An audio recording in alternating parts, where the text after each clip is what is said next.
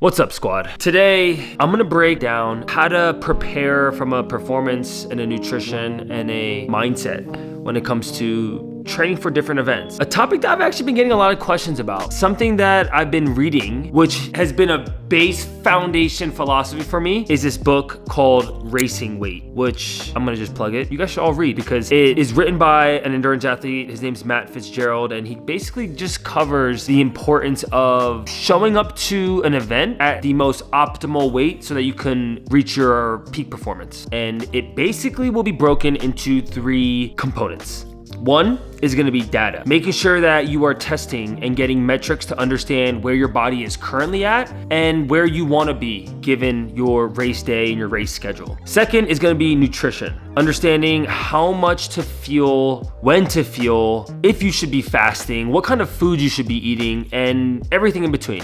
And then the final piece will be training, and this is gonna be all about learning how to get the most out of your body while preventing injuries and also prioritizing sustainability, which I think for a lot of people is probably one of the most important things. You wanna make sure that you can keep doing this and not get burnt out. So this week, I'm gonna show you guys a little bit about what that philosophy looks like for me, and it's all gonna start with a DEXA scan and a VO2 max. This will be fun.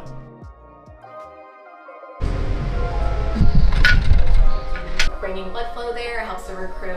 DEXA scan is a great way to track your body composition, which in layman's terms is your body's fat to muscle ratio. And based on your age group, there are certain metrics that put you in different percentiles of body fat percentage. And after getting our test done, I was at a decent percentage. I was at 14.5% body fat, which for an endurance runner is like probably a little heavier actually. A lot of the endurance runners that were tested in Racing Weight from Matt Fitzgerald's book were closer to the 10 to 11% body fat. Obviously for me, I hold a little bit more weight. This day, I weighed 193.8 pounds. I think the average runner that competes competitively is closer to the 150 to 155 pound range. So like, I wouldn't say I'm fat, but I'm definitely heavier. In terms of my personal results, I think some takeaways for me is that I have some weight to lose. I've actually never gone through a cut where I've like intentionally tried to lose weight. This could be a good test for me as a baseline to maybe do that in the future, which I think could help me in running.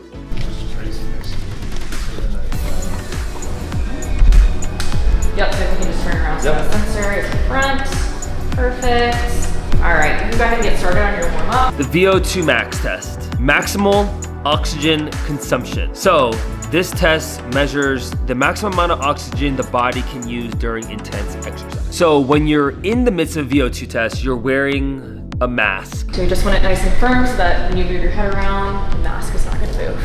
It's kind of like the Bane mask if you've watched Batman. No one cared who I was till I put on the mask. I hope people know that reference. I've done the VO2 max 2 other times. Previously, about 2 years ago, this was in New York City. I did it and I got like a 61, I think. And about a year ago, my buddy Jonah, also in New York City, tested me and I was at a 67. This most recent test was a little bit different in terms of how we tested, but I also felt like the shape that I've been in for the past 6 months have been relatively really strong, like coming off of the 119 half and then recently the 124 half and then doing a lot of high rocks, which is a lot of zone 4, zone 5 and like high intensity work. I felt like I would be able to beat my score from a year ago. So during the test, I felt good. I felt strong, but we started at a higher incline.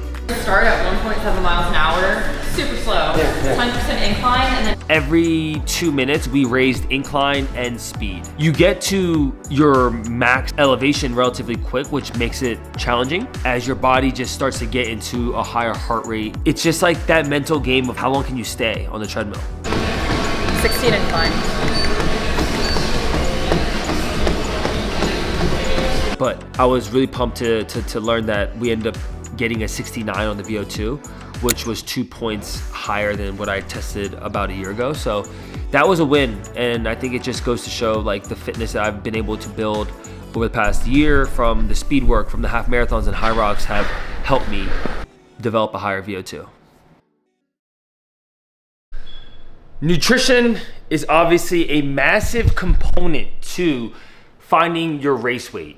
And I think for me, I like to cook most of my meals when I'm at home, just because I have a better understanding of what I'm consuming, and I try to eat as many whole foods as I can. When I think about meals when I'm at home, a lot of it is around the quality of the nutrients, the quality of the foods, and then timing when I'm eating it. And this is actually something that I've tried to do a better job of since I've been just like thinking more about performance. It's like, am I getting protein and carbohydrates as soon as I get back from a workout, whether it's a run or a lift?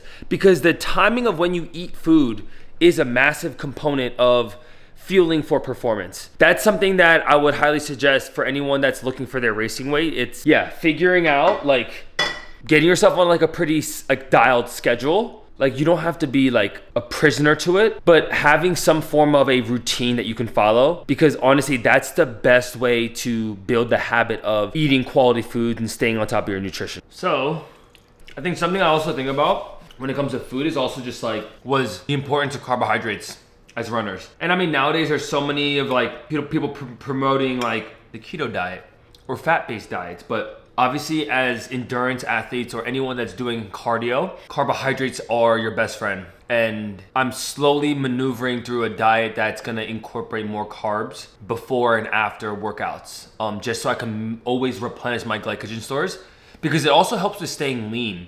Like, if your body is going through a workout and it has carbohydrates to use as energy, like, one, you'll feel your workouts better, but your body then will be able to burn more fat once the glycogen stores are taken.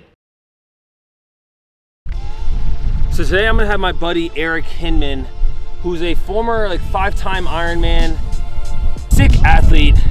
He lives out in Denver, Colorado, and he's here for Houston High Rock.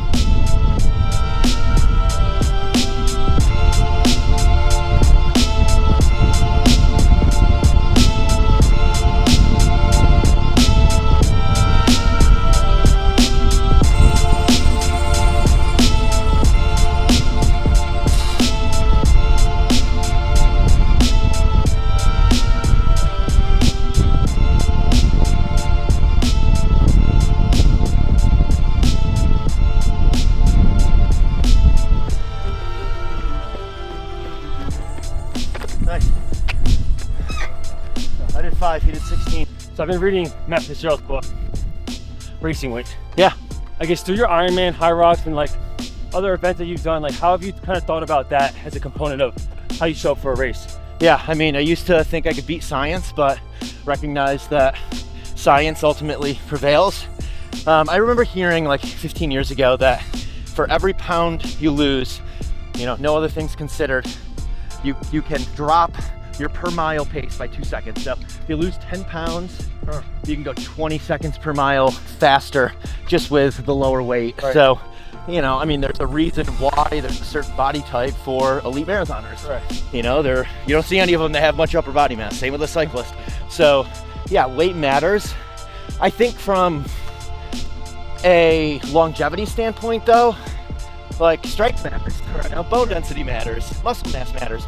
So, you know, if you are at the very top echelon of really anything, usually means that you are A little off balance. yeah, you're off balance, Yeah. sacrificing something.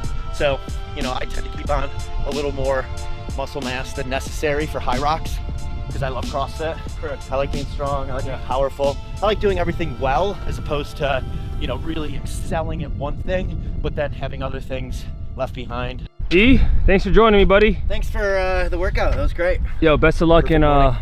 Houston. Thanks, dude.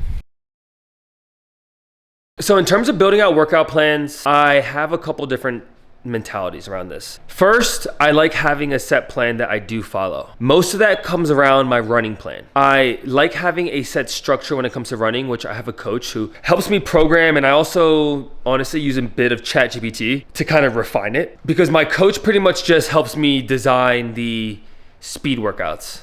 And I'm very consistent with making sure that I'm executing all of those to the T. And my strength and conditioning coach also writes up my strength plan, which tends to be sport specific. So I'm following a plan that helping me achieve the goal of the exact challenge or event that I'm trying to pursue.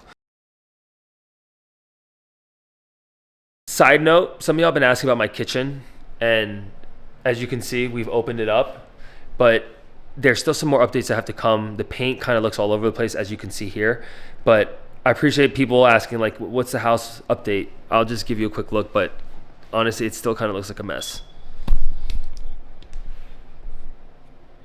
So this is the wall that we destroyed. As you can see, the paint is all over the place, but we did add some recessed lights, which have added some brightness into the room.